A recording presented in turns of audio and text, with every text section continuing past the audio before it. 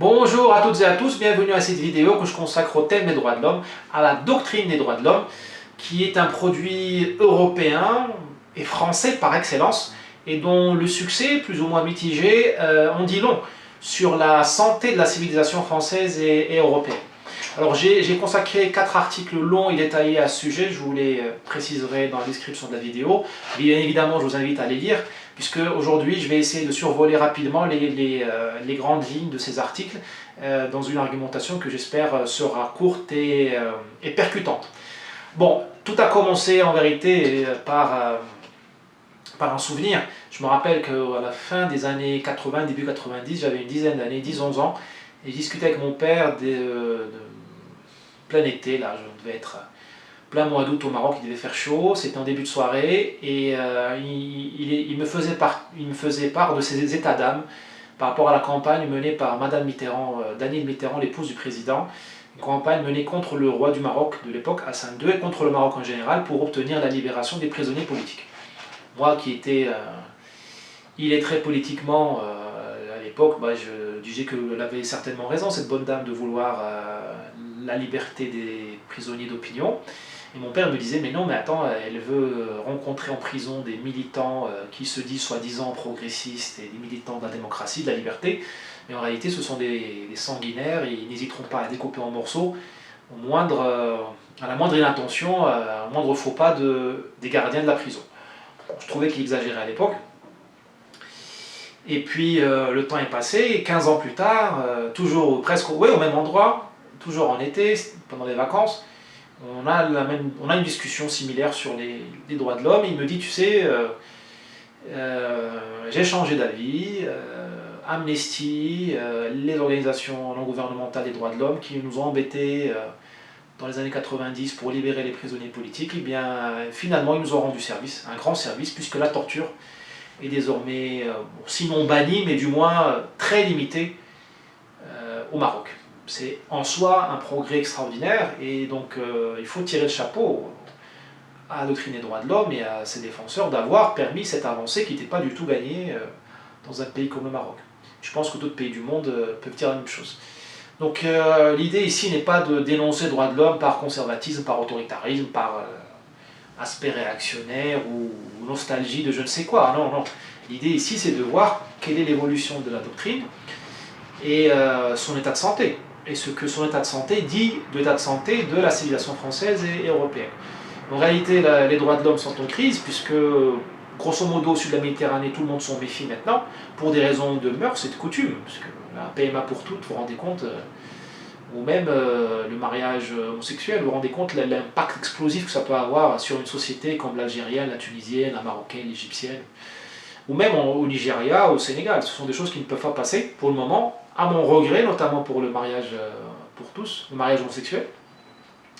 Je ne suis pas contre, mais le bon sens, le pragmatisme, la responsabilité m'incite à dire que ces choses-là ne passent pas.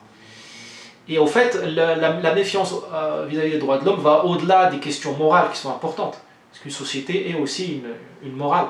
Le malaise est beaucoup plus profond, puisque les droits de l'homme ignorent aujourd'hui deux choses qui sont la condition humaine et la nature humaine. Ils ne répondent plus aux besoins humains qui sont de la protection. Il faut protéger le faible, la victime isolée, la personne isolée contre le gang, la bande, les violents. La chronique des faits divers raconte cette espèce d'aveuglement hallucinant de notre justice qui ne protège plus les victimes, qui s'embarquent dans un délire autour de la réinsertion, la resocialisation du délinquant, alors que le message qui est passé à la société, c'est tant pis pour vous si vous êtes fait casser la gueule ou vous avez des séquelles à vie. Ce qui importe pour nous, c'est réinsérer le délinquant, lui éviter un traumatisme en prison. Voilà, à peu près c'est le message. Donc on a oublié la condition humaine, qui est une condition humaine de précarité, de vulnérabilité et de peur. Les gens ont peur, c'est dans notre nature, nous avons peur du violent, peur de la loi du plus fort, nous détestons l'injustice et nous avons donc besoin de protection. Et les droits de l'homme ont complètement oublié ça. Et bien sûr, nous avons oublié la nature humaine, qui est une nature qui a un côté intéressant, même sublime. Connaissons tous les grands hommes ou les grandes femmes, les grandes figures de notre époque, de Beethoven, je ne sais pas moi, enfin notre époque, oui, la modernité, disons, de Beethoven à Nietzsche en passant par, je sais pas moi, Tocqueville, mais nous avons aussi une nature humaine qui est déprimante, déplorable, voire dangereuse. Il y a des méchants, il y a des fanatiques, il y a des imbéciles. Or, la méchanceté, le fanatisme et la bêtise sont complètement hors du radar de nos salles de plaidoirie, là, de nos tribunaux, puisqu'on a l'impression que le système, l'establishment, veut avoir affaire, a décidé qu'il avait affaire à des êtres de raison, à des bisounours qui peuvent comprendre ce que c'est qu'un rappel à la loi. Ben, je vous dis, le rappel à la loi, il n'est pas compris dans la plupart des cas. Et la plupart des cultures exigent la surveillance et la punition. Alors quand on dit à quelqu'un, vous ne serez pas puni parce que la punition c'est pas bien, on préfère vous réinsérer, eh bien, il n'y a pas de dialogue là. C'est de l'argent perdu, jeté par les fenêtres, parce que tout le monde, il faut payer tout ce beau monde, là, les juges, les magistrats, le parquet, tout le monde. Et pour un résultat nul ou presque nul. Les statistiques le disent et l'ensauvagement de nos rues et de nos villes le disent. Voilà, donc cette crise des droits de l'homme, il serait intéressant de savoir d'où elle vient. Pourquoi les droits de l'homme sont devenus comme ça, ils sont aberrants. Eh bien ma thèse, c'est que ces droits de l'homme ne devaient pas être aberrants. Ils n'auraient pas dû en arriver là parce qu'ils ont été fabriqués pour être exportés. Or l'Europe est une machine à fabriquer des concepts révolutionnaires depuis au moins 200 ans. Il y a la Révolution française qui a fait trembler le monde entier. Non seulement la Russie, mais aussi même la Chine, enfin l'Afrique. Combien de dictateurs ou de conservateurs ou d'aristocratie de par le monde a étudié la Révolution française, a essayé de savoir comment l'éviter. Mais il n'y a pas eu ça, il n'y a pas eu que ça. Il y a eu la Révolution anglaise, la démocratisation, la séparation des pouvoirs, l'état de droit, une invention européenne qui a eu un succès phénoménal à l'étranger, le vote des femmes, vous avez le capitalisme, et bien évidemment, capitalisme marchand, financier, le communisme, donc les antidotes, le communisme, le socialisme, inventions européennes qui ont changé le monde, qui ont vraiment changé l'histoire mondiale, le marxisme, la science moderne, invention européenne. Les Arabes, ils ont découvert beaucoup de choses, mais pas la science moderne. L'esprit scientifique, il est européen, c'est Descartes, Newton. Les Chinois étaient très forts au niveau de leur science, ils avaient une science très évoluée depuis déjà 2000 ans, 2500 ans, mais ils ne l'ont jamais connectée à la technologie, parce qu'ils n'avaient pas besoin. Ils avaient tellement de monde, tellement de ressources humaines disponibles, qu'ils préféraient utiliser les gens comme porteurs de charges, au lieu de créer des machines et de faire la technologie. L'Europe a fait tout ça, la science moderne, et donc l'esprit scientifique, l'aspect rationnel, et elle a connecté la science à la technologie. Ça, c'est la science moderne. Et ça, c'est une invention européenne. D'ailleurs, la colonisation a été une espèce de tentative d'exportation de ces concepts révolutionnaires en un seul coup. D'où son aspect violent. Je n'hésite pas à dire que la colonisation a été, à plusieurs égards, un viol. Parce qu'il a heurté des civilisations qui étaient dans leur zone de confort, qui étaient isolées. L'Afrique était isolée, le Maroc était un pays isolé. Le Maroc n'avait presque pas de ports. D'ailleurs, plusieurs ports étaient fermés, comme le Japon, où travaillaient au compte-gouttes. Et c'est la colonisation a forcé les ports du Maroc, et le Maroc a découvert tout en même temps. Avec une violence, bien sûr, militaire, policière, une répression. Mais il y a aussi un choc non seulement culturel, mais un choc cognitif. Les gens ont découvert les nouvelles limites de la pensée humaine. Les gens ne se rendaient pas compte de l'existence de la poudre, de l'existence, je ne sais pas moi, des routes de l'aviation. Imaginez, vous êtes un paysan de l'Atlas et vous vivez dans la misère depuis 5000 ans, et puis vous voyez arriver un ingénieur qui fait une greffe dans un amandier ou un oranger, et boum, la productivité multipliée par 10. Ça, mes grands-parents ont vécu. Mes grands-parents ont vécu, mes parents ont vécu. Et vous vous dites, c'est possible. C'est ça le choc. Et ça, c'est bon, on peut, sans faire de digression, mais ça c'est à mon avis, le service rendu par la colonisation. Parce que les routes, les centrales thermiques, le charbon, les aéroports, tout ça, ça peut se casser, ça peut être brûlé. D'ailleurs, beaucoup ont brûlé, ont été détruits dans les guerres, puis l'érosion, les tsunamis, les tempêtes tropicales et autres. Ce qui reste, c'est le capital humain et l'expérience que nous avons vécue, nous les colonisés, de voir que dans notre terre, que nous croyons stérile, sèche, rocailleuse, eh bien nous avons vu qu'il était possible de multiplier par 1000 les rendements, qu'il était possible de combattre la gale, les maladies, et qu'il était possible d'avoir une vie un peu moins malheureuse. C'est ça le service rendu par la colonisation. Bon, je ferme la parenthèse. Or, la colonisation, est une grenade qui a explosé au visage de l'Europe. Puisque la décolonisation a été difficile. Je ne veux pas dire qu'elle a été bâclée, parce que comment peut-on décoloniser sans faire, de manière apaisée? C'est difficile de dire aux gens, attendez 10 ans, attendez 20 ans, comme De Gaulle l'a dit à un moment, aux Algériens, le temps que vous soyez à un niveau, que vous ayez des élites et des cadres pour gérer votre économie. Imaginez, vous dites ça à Nkrumah, ou le Ghana, du Ghana, ou à Lumumba, le Congolais, ou même à Mohamed V, roi du Maroc, vous lui dites, attendez, Majesté, on va attendre un petit peu. Non, c'est pas jouable. Dites ça à Nasser, dites ça au FLN, ça passe pas. Donc c'est pour ça que les décolonisations ont été par définition traumatisantes. Il n'y avait pas le choix. On ne peut pas discuter de passion comme ça. Mais elles ont été traumatisantes sur le terrain pour les gens qui les ont faites, mais aussi traumatisantes pour les pays occidentaux, notamment la France, puisque le reflux a été vécu comme une espèce de reconnaissance de culpabilité, comme quoi nous sommes tous des colonisateurs, des fascistes, des esclavagistes, et toute la... Je l'écris dans mon article, on était tellement pressé de refermer de retourner la page, d'enterrer le passé et de passer à autre chose, que nous avons froissé les pages du livre.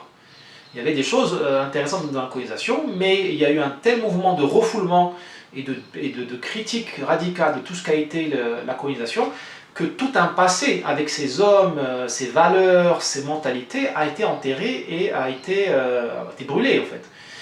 Donc toutes les valeurs d'universalisme, les valeurs d'héroïsme physique, de courage physique, tout ça a été mis au rebut, et on est arrivé dans une espèce de culture progressiste, droit de l'homiste.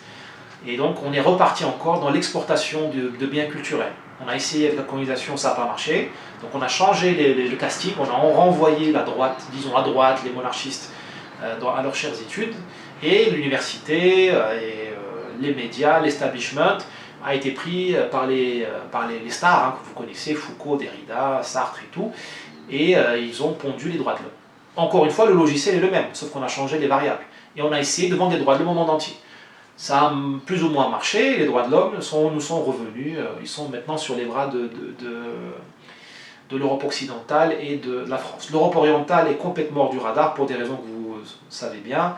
Le rideau de fer l'a, dans un certain sens, mis en dehors de l'histoire. Il l'a mis dans un freezer. Donc elle n'a pas connu tous ces phénomènes que je suis en train de décrire. Voilà, donc les droits de l'homme sont invendus, ils sont restés là.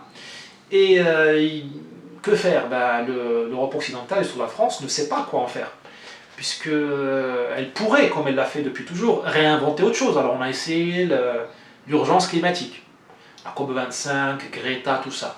C'est déjà un invendu, puisque Greta énerve déjà la moitié de la Terre. Les Brésiliens ne jouent pas le jeu, alors on peut les accuser d'être d'extrême droite, d'accord, les Américains non plus ne jouent pas le jeu, on peut dire que Trump est un populiste, mais les Indiens non plus ne jouent pas le jeu, les Chinois ne jouent pas le jeu, ils sont en train de faire des stations thermiques par milliers, personne ne veut jouer le jeu. Alors tout le monde fait semblant que c'est important, mais les concessions, on ne les voit pas. Donc, à mon avis, après les droits de l'homme, on a essayé l'urgence climatique, qui ne marche pas, pour plein de raisons. Je reviens dessus dans mon texte. Et on ne peut plus faire autre chose. Enfin, l'Europe n'est plus capable de faire autre chose, l'Europe occidentale et la France, puisqu'elle est essoufflée. C'est une autre thèse que je développe dans ce papier, c'est que, je crois qu'on en est là au 3e papier, qui s'appelle « Néron est aux commandes ». Et vous allez voir pourquoi j'ai pris ce titre. L'Europe est essoufflée. Parce que pour créer une nouvelle utopie, une nouvelle promesse, avec un potentiel universel, il faut être en forme. Or, l'Europe n'est pas en forme. Elle est essoufflée. Il n'y a qu'à ouvrir la fenêtre et regarder l'architecture. On n'est plus capable de faire quelque chose de beau. Là, je ne fais pas des jugements en porte-pièce. Je reviens de Rome, moi j'ai pris des photos, où j'avais envie de prendre des photos à chaque coin de rue. Tout est beau. Tout est beau. J'ai pas envie de prendre de photos, moi, en bas des tours mercuriales à Paris, surtout pas à la Défense, et encore moins dans les villes nouvelles, Cergy et autres. Désolé pour mes amis qui y vivent. Je veux prendre des photos à la rue de Rivoli, à Versailles, à Fontainebleau, mais pas devant Beaubourg, surtout pas. l'art moderne, vous regardez l'art moderne, une banane scotchée sur un mur, ok, ça coûte cher, mais c'est pas de... On n'approche pas le beau ni le sublime. La musique, c'est pareil. Et ainsi de suite. Donc, c'est pas les paroles d'un réactionnaire que je dis là, c'est juste la réalité, ou une réalité que je l'aperçois. Il y a un essoufflement, il y a une fatigue, on dirait qu'on est dans l'Union soviétique des années 30, où il n'y a plus de talent, parce que les gens ils sont comme ça, ils n'ont plus la liberté, puis je ne sais pas ce qui s'est passé dans l'Union soviétique.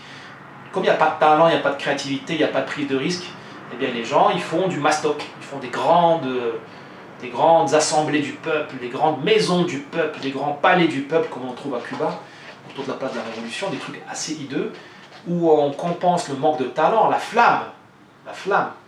On compense le manque de flamme qui s'est éteinte par des tonnes de béton armé, d'acier et des lettres en or.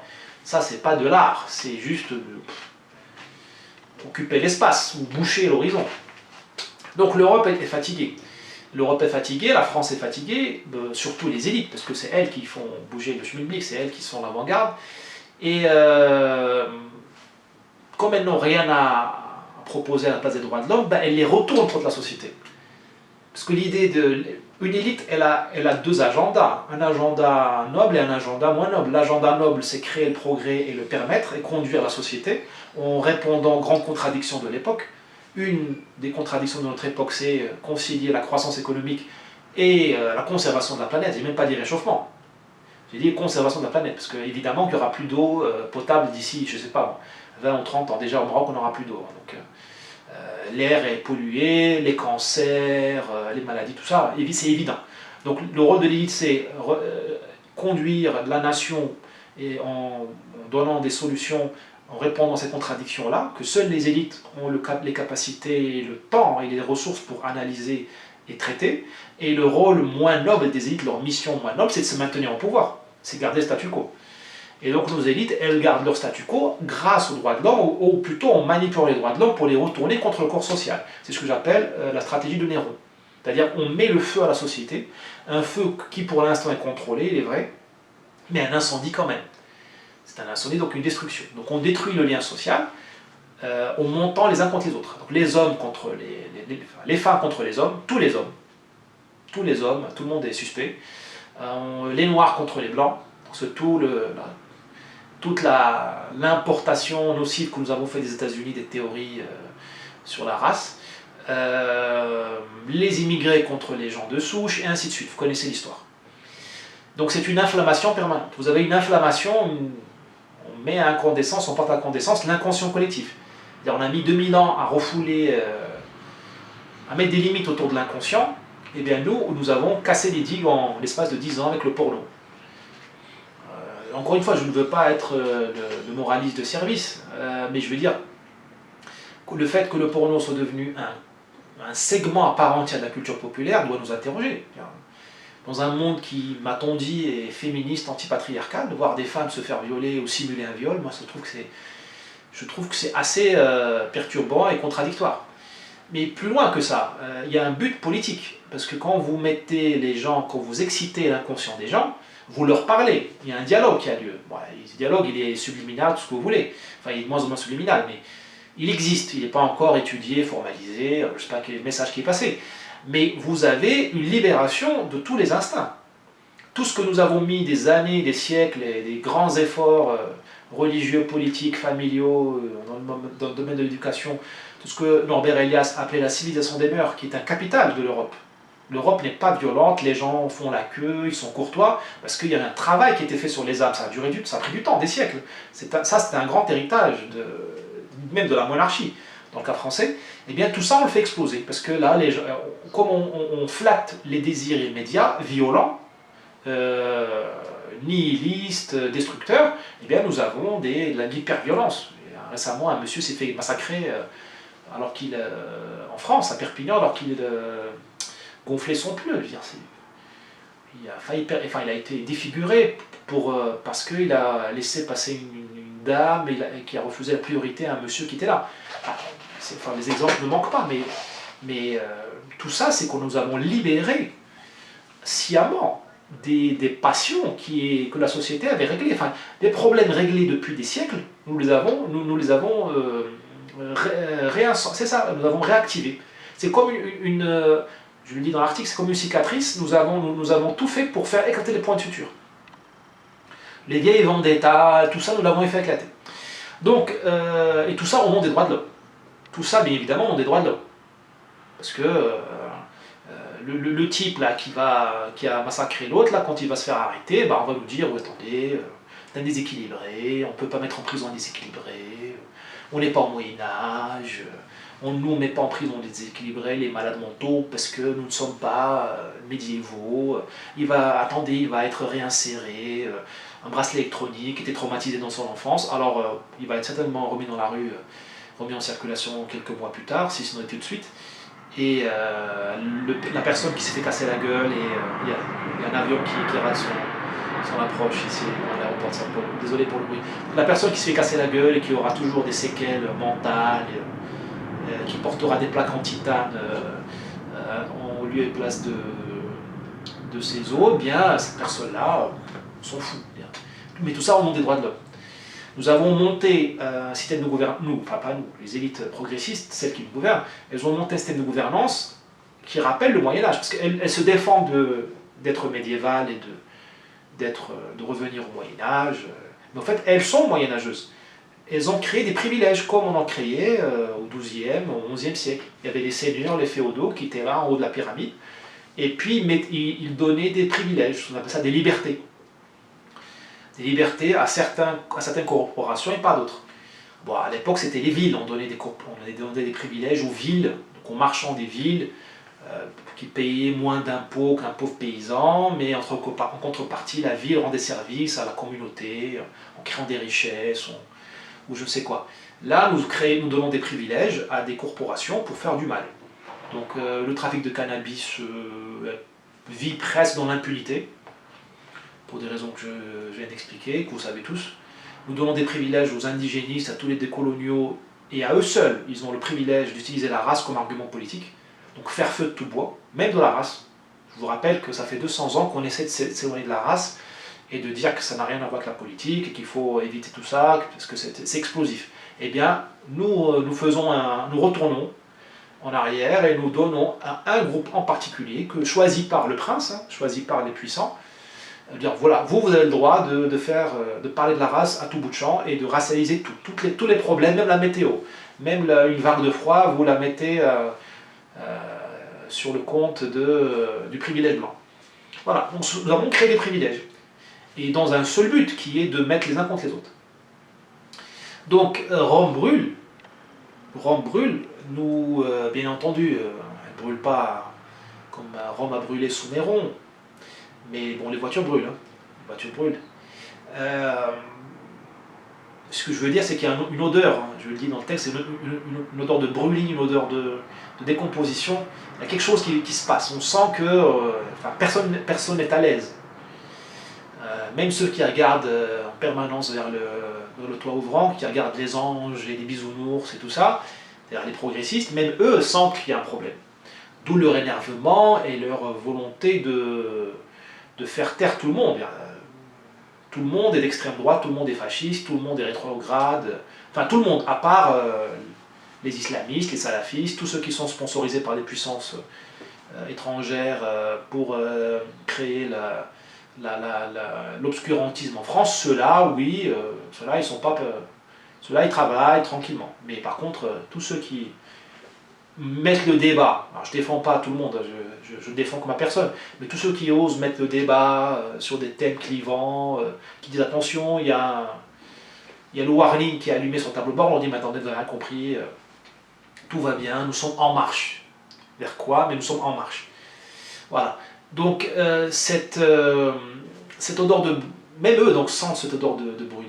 Leur abrutissement, leur déni, leur nervosité, leur brutalité par rapport aux gens qui pensent un peu en dehors des cases, est un signe que même eux sont conscients de l'orage qui s'approche, de l'orage qui a déjà lieu, de l'incendie qui est en cours. Comme je crois que la France n'est pas une cause perdue, tout comme la civilisation occidentale, si, parce que si la France est une cause perdue, il faut se faire enquérir tout de suite. Un pays aussi riche, avec tellement d'atouts, culturelle, spirituelle, intellectuelle, scientifique, ce pays ne peut pas être une cause perdue. Mais il faut reconnaître qu'il y a un incendie en cours, qui va peut-être s'aggraver. Moi, je pense qu'il y aura d'autres crises. Et il faut à la limite dire, bah, attendez, après l'incendie, il y aura une pluie. Il va pleuvoir. Et la pluie va créer les conditions d'une nouvelle vie, d'une vie plus saine, plus éblouissante, sur de nouvelles bases. Il reste aux gens de bonne volonté, qu'ils soient de droite, de gauche ou d'ailleurs, hein, français de souche ou français de branche, ou tout simplement amis de la France, d'inventer cette nouvelle vie. Ça, c'est un boulot, c'est notre boulot. Inventer cette nouvelle promesse, inventer cette nouvelle réalité. Et la réalité commence par les mots. Les mots font le réel. Il faut mettre en place une ligne d'horizon, un rivage auquel on aspire, et puis travailler pour ça. Même ceux qui vont nous attaquer, ils vont nous attaquer, nous critiquer par rapport à cette ligne de fuite, par rapport à cet horizon. Donc on contrôlera le débat. Aujourd'hui, nous ne contrôlons pas le débat. Nous subissons le débat de Néron. Nous subissons l'agenda de Néron. Alors, il nous dit, regardez la colonisation. Regardez la colonisation, c'est pas bien en Afrique. Ah, tout le monde, moi le premier, tout le monde a Néron à tort et tout. Ils nous disent, attendez, je ne vous fais pas de vœux pour Noël. Et tout le monde dit, ah, c'est pas bien, Noël et tout, on est judéo-chrétien, tout ça. Non, non, il faut qu'on contrôlions l'agenda. Pour contrôler l'agenda, il faut quand même le formuler. Et il faut d'abord réfléchir, phosphorer et formuler ça. Et ce sera déjà un bon début pour être prêt à reconstruire une fois que l'incendie aura atteint son terme. Pour rappel, hein, revenons un peu à l'Antiquité, Néron a quand même perdu le pouvoir. Hein, c'est pas le meilleur des maîtres de Rome. Donc, vous inquiétez pas, hein, gardons espoir. Néron partira et Rome sera reconstruite. La France n'est pas une cause perdue. Merci beaucoup, partagez cette vidéo, ça me rendra service, et puis envoyez-moi vos critiques, vos commentaires, vos encouragements par les adresses habituelles. Au revoir.